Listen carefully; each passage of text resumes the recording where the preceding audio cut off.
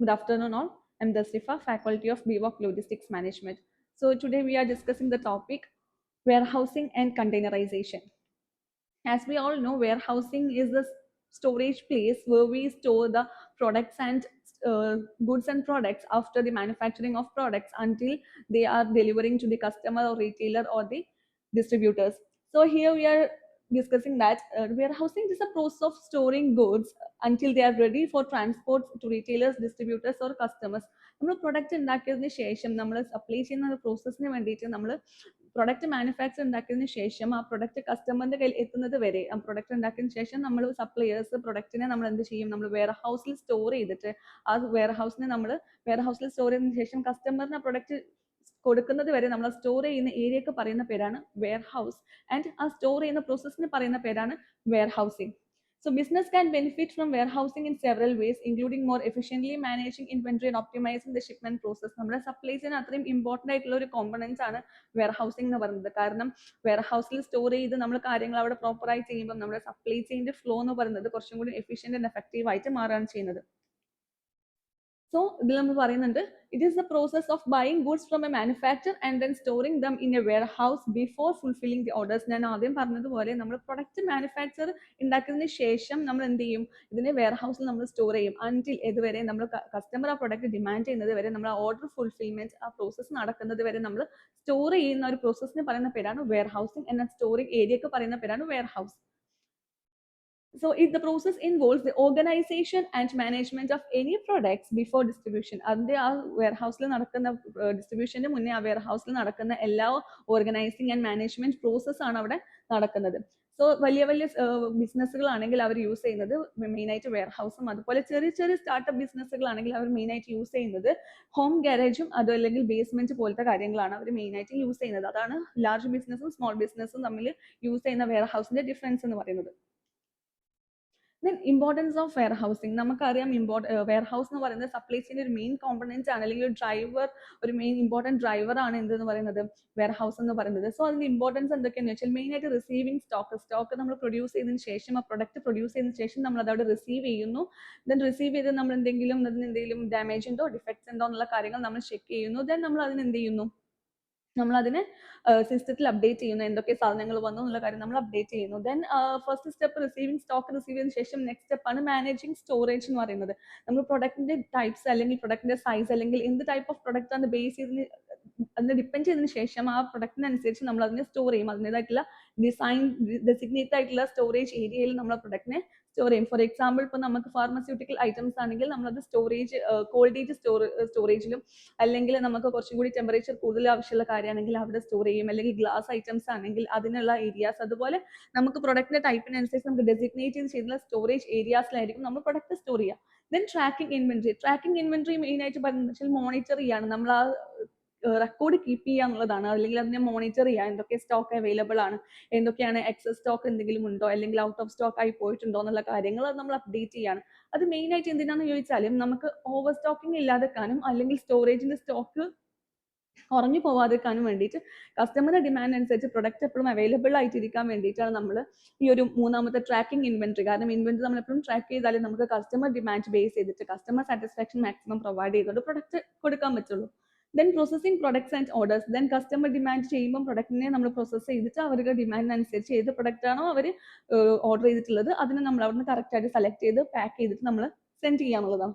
Then last packaging and cataloguing orders for shipment. ഞാൻ പറഞ്ഞ പോലെ തന്നെ നമ്മൾ ഓർഡർ പ്രോസസ്സിങ് കഴിയുമ്പോൾ നമ്മൾ അതിനെ പ്രൊഡക്റ്റ് ഏതാണോ എന്നുള്ളത് കറക്റ്റ് ഓർഡർ ചെയ്തതിനെ നമ്മൾ പാക്ക് ചെയ്ത് കസ്റ്റമറിന് ഷിപ്മെന്റ് വേണ്ടിയിട്ട് സെൻഡ് ചെയ്യുന്നു.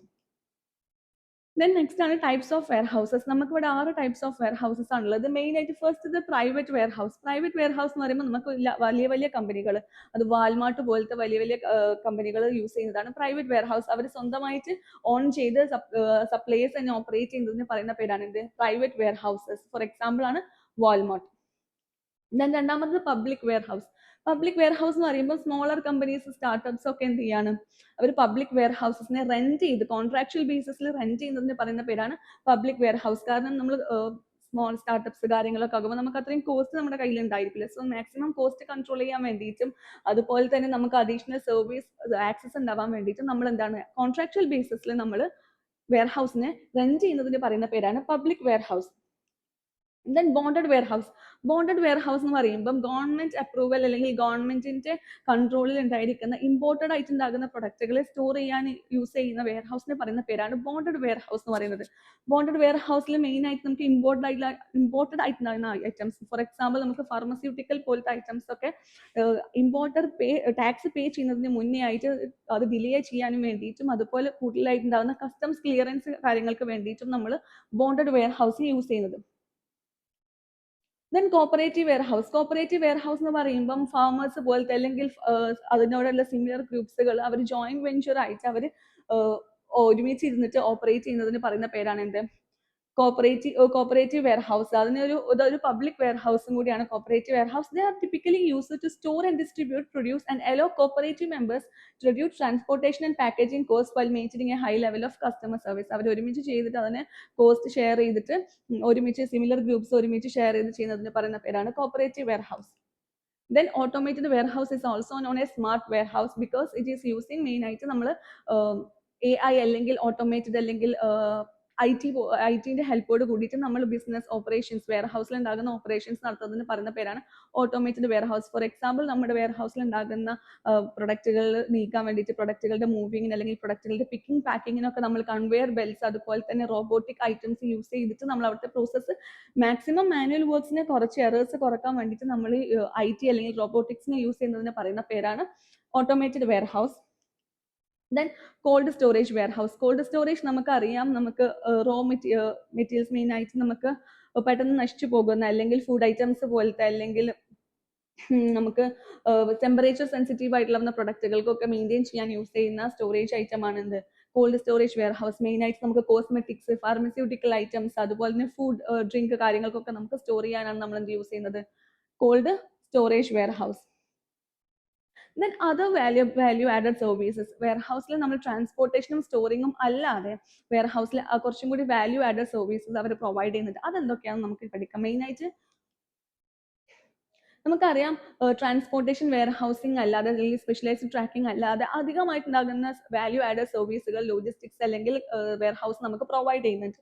ഫോർ എക്സാമ്പിൾ ആണെങ്കിൽ കിറ്റിംഗ്, അവരുടെ ലേബലിംഗ്, അവരുടെ റീപാക്കിംഗ്, ക്വാളിറ്റി ഇൻസ്പെക്ഷൻസ് ആൻഡ് എന്താണെന്ന് ചോദിച്ചാൽ പ്രൊഡക്റ്റിന്റെ മാർക്കറ്റബിലിറ്റി കൂട്ടാൻ വേണ്ടിയിട്ടും അതിന്റെ ബ്രാൻഡ് കോംപ്ലയൻസ് കൂട്ടാൻ വേണ്ടിയിട്ടും സപ്ലൈ ചെയിൻ എഫിഷ്യൻസി ബൂസ്റ്റ് ചെയ്യാൻ വേണ്ടിയിട്ടുമാണ് ഇങ്ങനെ ഒരു കാര്യം ചെയ്യുന്നത്.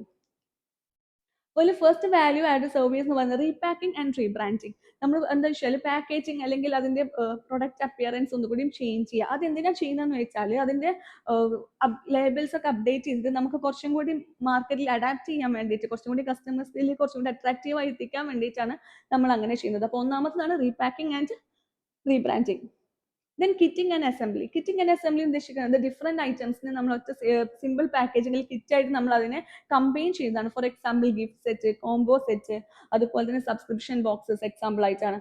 എന്ന് വെച്ചാൽ നമുക്ക് ടൈം കസ്റ്റമറിനാണെങ്കിലും റീറ്റെയിലറിനാണെങ്കിലും ടൈം കുറച്ചും കൂടി കൺസ്യൂം ചെയ്യാൻ വേണ്ടിയിട്ടാണ് നമ്മൾ അങ്ങനെ ചെയ്യുന്നത്. Then labelling and barcoding. Labelling എന്ന് പറയുമ്പോൾ നമുക്കറിയാം പ്രൊഡക്റ്റിനോ അല്ലെങ്കിൽ പ്രൊഡക്റ്റ് പാക്കേജിങ്ങിലോ നമ്മൾ അതിന് പ്രൊവൈഡ് ചെയ്യുന്ന ഓൾ ഇൻഫോർമേഷൻ പറയുന്ന പേരാണ് ലേബലിംഗ് ഉദ്ദേശിക്കുന്നത്. അപ്പോൾ നമ്മൾ അതിന് പ്രൈസ് ടാഗ് ആഡ് ചെയ്ത് കൊടുക്കുക, ബാർകോഡ് സിസ്റ്റം ആഡ് ചെയ്ത് കൊടുക്കുക, അല്ലെങ്കിൽ സ്പെഷ്യൽ ലാബിൽസ് പ്രൊഡക്റ്റിന് എന്തെങ്കിലും സ്പെഷ്യൽ ലാബിലിംഗ് ആഡ് ചെയ്യുന്നുണ്ടെങ്കിൽ അത് സ്പെഷ്യലായിട്ട് മെൻഷൻ ചെയ്യുക. പിന്നെ എന്താ വെച്ചാൽ പ്രൊഡക്റ്റിന്റെ പ്രോപ്പർ ഐഡന്റിഫിക്കേഷനും പിന്നെ അതുപോലെ തന്നെ ബാർകോഡ് സിസ്റ്റം എന്തിനാണെന്ന് വെച്ചാൽ നമുക്ക് പ്രോപ്പർ ആയിട്ട് അതിനെ ട്രാക്ക് ചെയ്യാൻ വേണ്ടിയിട്ടാണ് നമ്മൾ ബാർകോഡിംഗ് യൂസ് ചെയ്യുന്നത്.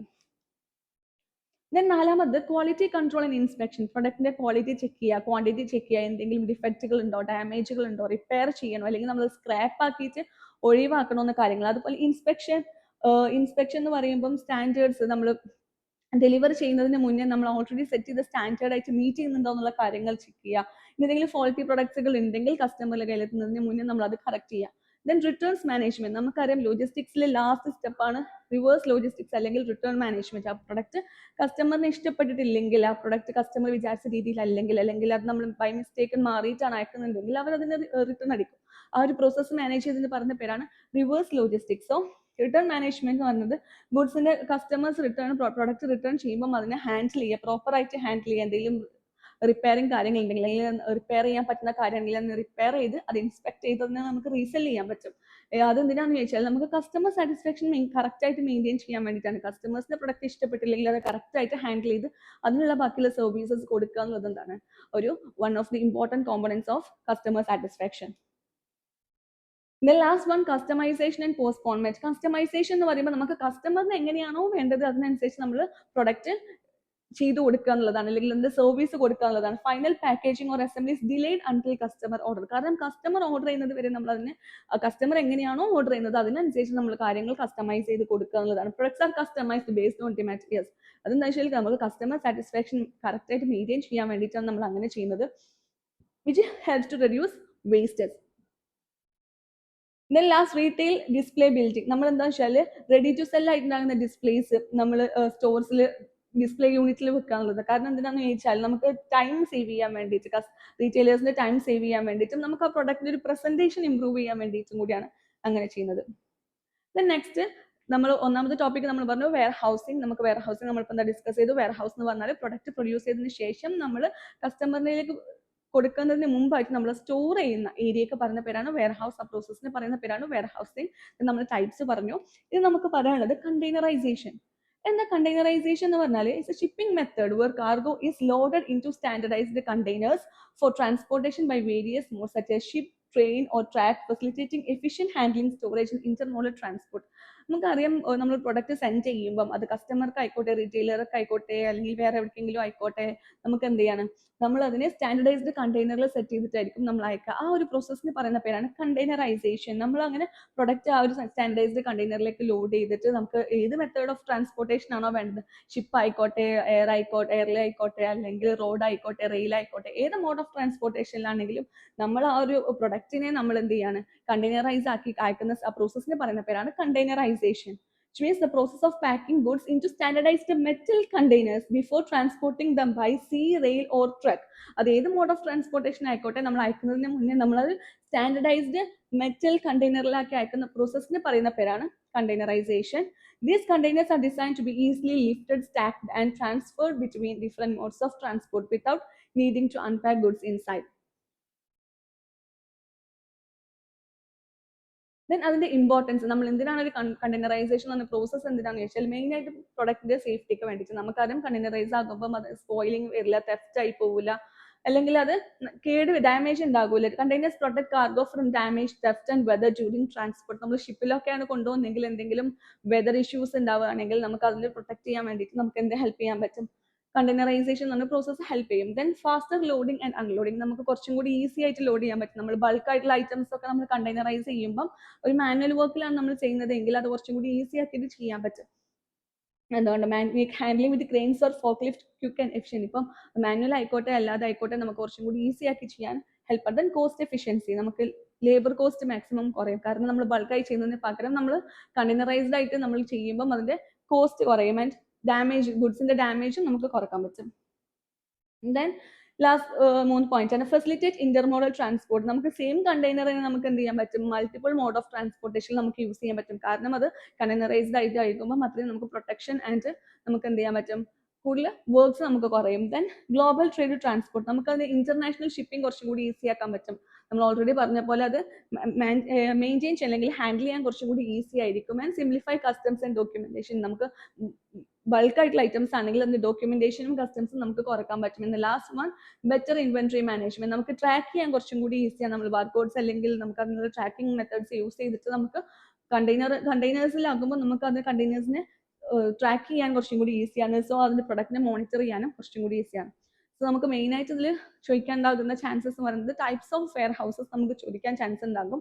അതുപോലെ തന്നെ കണ്ടെയ്നറൈസേഷൻ എന്താണെന്നും അതിന്റെ ഇമ്പോർട്ടൻസ് നമുക്ക് എന്തായാലും ചോദിക്കാൻ ചാൻസ് ഉള്ള ഒരു പോർഷൻ ആണ്. സോ ഇതാണ് നമ്മുടെ ടോപ്പിക്. Thank you.